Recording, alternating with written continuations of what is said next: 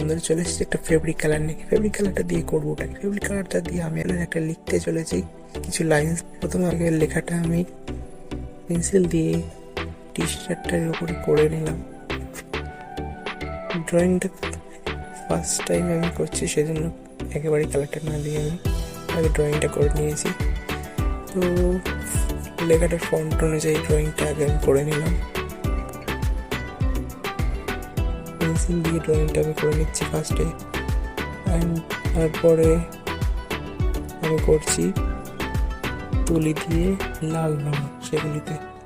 তো অক্ষরগুলিকে আমি সম্পূর্ণ ফিল করতে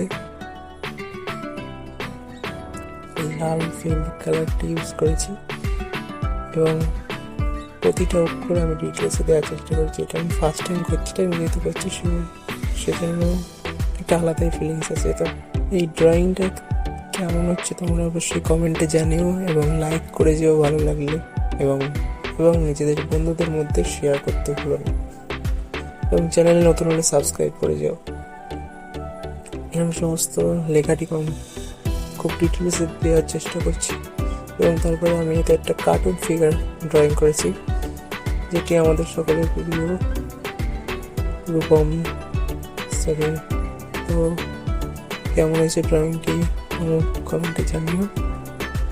সো গুড বাই,